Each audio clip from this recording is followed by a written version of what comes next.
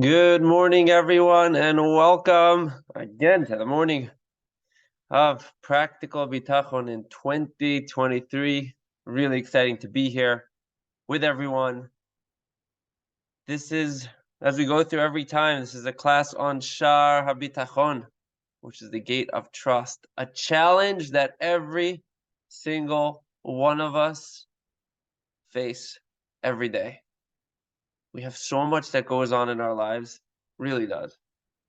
And I said this in the beginning, I think most people will have worries, will have anxieties. They're worried about what's going on, what's going to be happening today, what's going to be happening later today, what's going to be happening tomorrow, and what's going to be from what happened yesterday. I'm worried about that happening again today or tomorrow. And there's this constant struggle that we go through every single day.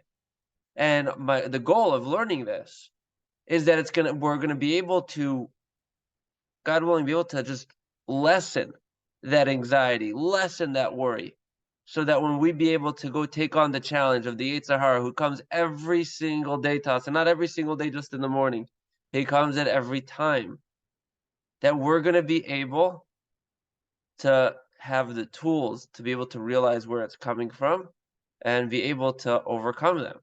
And it's a challenge. It's not a challenge that happens once, twice, three times, and you overcome it. It's literally, it could be every second, second by second. Imagine right now you made $1 million deal in work, and you're like, wow, this is incredible. All of a sudden, 5 minutes later, you're worried about, like, the guy signed it, but maybe he's going to be flaky tomorrow. Maybe all of a sudden his business went down. He's going to back out from it. Now I'm not going to have this, and all of a sudden you got to, your kids, something happened. Someone got sick, and all of a sudden you're like, how am I going to afford this? Now there's all these other bills. There's constant worries that keep on happening. And that's the beauty of the Yetzer Hara. He loves to be able to find ways to be able to get our head to go and just drive us crazy. So our goal is that we're going to learn this, and we're going to keep on learning it, and we're going to go through this a few times to be able to really make sure that, for myself, that we'll be able to take on the war, take on the fight every day. Again, as a soldier, that's what we do. You're not going to come just say, okay, I'm going to sit back and not understand what's going on. You want to understand. You want to know how to be able to fight the fight against the Yetzer Hara, be able to win him. And that's what we're doing here. So it's 10 minutes of Shaar Habitachon, 5 minutes we're going to have of the English letters from the Lubavitcher Rebbe on the Rebbe Response app. Today's class is in loving memory of Chaim ben Meir Yitzchak. His neshama should have an aliyah. Thank you, everyone, for being part of this. Okay, so we just talked about last time. We talked about what happens if someone has a lot of wealth. And we showed the picture of the port where there's, just imagine someone right now had a tremendous amount of property. Or he had ships coming into different areas. What happens is his brain is going all over. He's always thinking of a million other things. What's with this property? What's with that property? What's happening right now with this business, with that business, with this thing going on? And all of a sudden you can't have calmness. You can't have tranquility. And we said one thing is, who's that person that's happy? Was a person who is content with his lot. What he has, he's happy with. He's not jealous of another person. So I'm just going to go to the bottom last paragraph. The fourth Torah benefit, in contrast to a person who does not have bitachon, the person who does will utilize, so someone that has bitachon will utilize his financial situation, be he rich or poor, to further a service of God, while a person who lacks bitachon will be constantly stressed and unable to serve God properly. That's really what it is. So we're going to continue saying that financial responsibility, among the Torah benefits of bitachon, is that when the money of the person who trusts his God will not disturb him from trusting in him, and neither his wealth nor lack of it cause him sin. So it's going to be fascinating what it's going to say here. This is because he's not going to rely on his money. Rather, he considers it as a deposit, which he has been instructed to use in certain ways and for certain purposes for a designated amount of time. Stop for a second. The money's not his. A person that has bitachon, if he's a millionaire, a billionaire, he recognizes that this money is just a deposit. He's holding on to it. Hashem gave it to him to hold on to for something. It's not his. It doesn't belong to him. He doesn't think it's his. Have you ever had a point that you met someone and he had a lot of money and he said, "Hey, I'm not, he holds it back and says, no, this is mine, my hard-earned money. It's mine, I'm keeping it. I'm not giving it to anyone." Because he thinks that it's his. He thinks it all belongs to him. He doesn't realize that it's just a deposit. It could be gone tomorrow. And if he continues to remain with him, the money,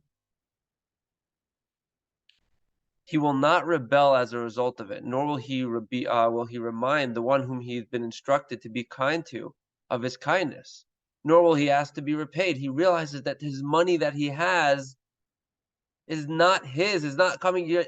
You're not recognizing right now that when you got that big business deal and all that, and you're running around thinking, all these people running around, we talked about originally in the introduction about you're praising all these people. Again, you have to say thank you to someone for making a deal. You have to do the proper approach, but recognizing the money's not theirs. It doesn't come from them. It comes from Hashem. And the last thing was, nor will he be asked to be repaid for his kindness, nor will he ask to be thanked or praised. When someone has money, he's not saying to a person, well, that I have the money, that I gave it to you, show me flattery that I'm the one that, I want to have right now the big gala dinner where it's my money that I gave, that I should be the one, you're thanking me because of my money. No, it's not his. Instead, he will thank his creator may be blessed, who put him in the position to be the means for the goodness of the recipient. It's crazy. A person, imagine you can go to a dinner with a billionaire standing up there and he says, this money is not mine. It has nothing to do with me. It doesn't belong to me. It could be gone tomorrow. And here it is. I'm giving you the check because I know it's not mine. I know Hashem's given it to me just to be like the bank, just to hold on to it till I pass it through. I'm passing it through. It's being passed through me, and I appreciate that. Because again, the challenge of not having money, and one of the things in the notes here was fascinating, was, Hashem tests a man in two ways. One is the test of poverty, not having money, and one is the test of wealth. And, King Solomon, Shlomo HaMelech, he said, give me neither poverty nor riches. Just feed me my exact amount of bread, my allotted of bread. For perhaps I will be overly satiated and deny you and say, no, it's not you, right? Who is God? Or I may be poor and I'm going to steal and swear in the name of God, everything's bad, life sucks, all this other stuff.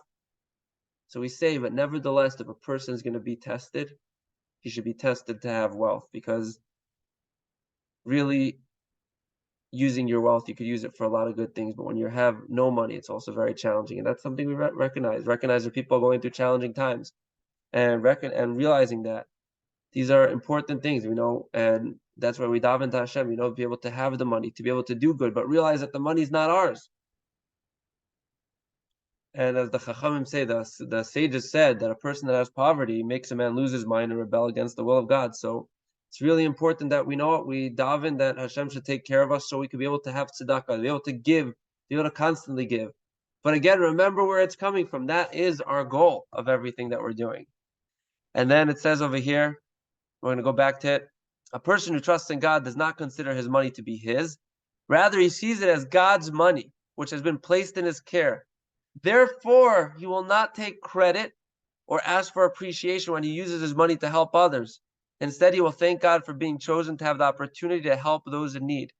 And even if he loses his money, he will not worry, nor will he mourn its loss.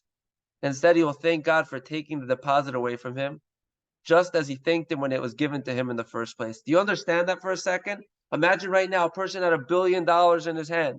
He got it. He was able to use it for years. And he said, thank you, Hashem, every day for it. I realize it's yours. It has nothing to do with me. And then what happens? He loses all that money. He has to be on the level. He says, thank you, Hashem, for making me not have the money. Because I know you're the same person that gave it to me. And you're the same person that takes it away from me. Obviously, God's not a person, but thank you for giving it to me. And thank you for taking it from me.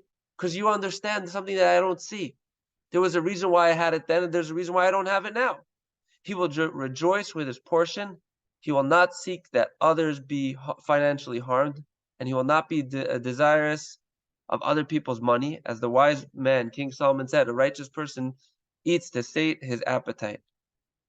The verse does not state that a righteous man eats until his stomach is satisfied, because he's satisfied with whatever he has. The pasuk, the verse, is brought as a proof that the righteous person is happy with his lot and is never desirous of other people's money. What happens is, when someone doesn't have money, what could happen? he will just be, he'll start seeing other people have certain things he'll want to have, and he'll get jealous. Jealousy is a horrible trait, and we see that all the time. We're driving around, we see someone, we have one car, you know what? And also we see someone driving a fancier car, and we're like, oh my gosh, I need that car, I want that. This is real jealousy we got to be able to stay away from.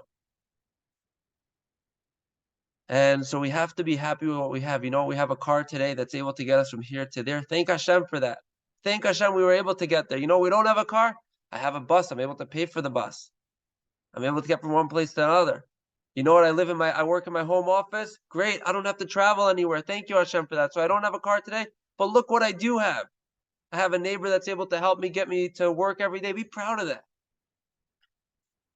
So just as it says, he will not rely on his money, but rather he recognizes this as a deposit from Hashem. Guys, recognize that. It's a big thing. It says even if he doesn't have money, he will thank Hashem for taking the deposit away from him, just as he thanked him for when it was given to him. Remember that every day. Okay, here we go. We have now the letter from the Lubavitcher Rebbe from the 17th of Shvat, 5740. Okay, this should be 1980. Mr. CSW was someone that's a therapist. New York, 10016. Greetings and blessings.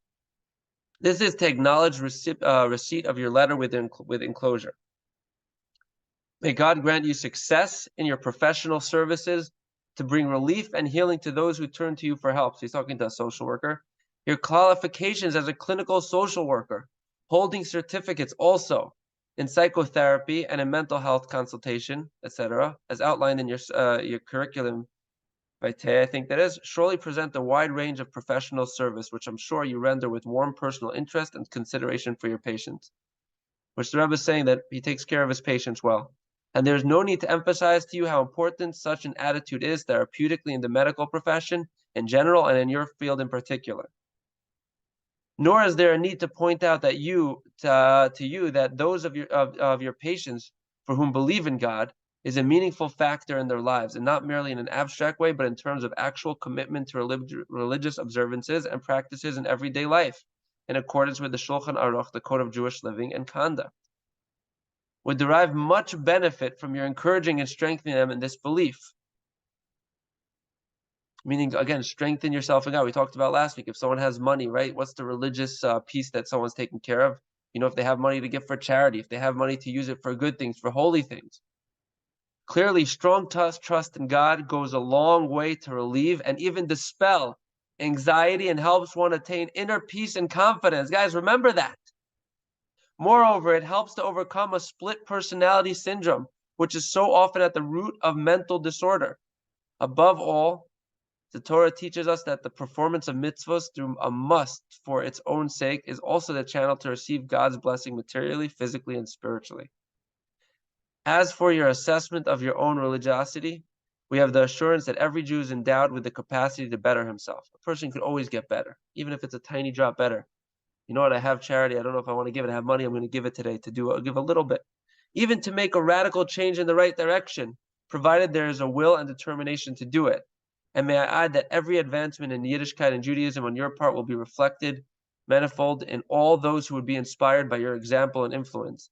Thus, the Zechus Harabim, which is the Zechut for the public, will stand you in good stead. I trust you will accept my above remarks in the spirit in which they are offered, and may God grant that you should have good news to report and all the above, with blessings. Wow. This letter was printed in the Letters in the Spirit, are from the archives of Rabbi Nissen Mindel, Alei Shalom, who was the Rebbe's personal secretary, entrusted with writing up the Rebbe's orally dictated responses. The Nissen Mindel archives are comprised of secretarial copies, including first drafts, and may have subsequently been published with editorial changes. Therefore, the letters as they appear in the book may not be the final signed version. But this is amazing. Amazing, amazing. Again, obviously, he's acknowledging therapists and all that, and we need that. But he's saying, you know how we can lessen the anxiety? Having trust in God. Everyone have a wonderful, wonderful day. Phenomenal to be here. And wishing you all a Shabbat Shalom.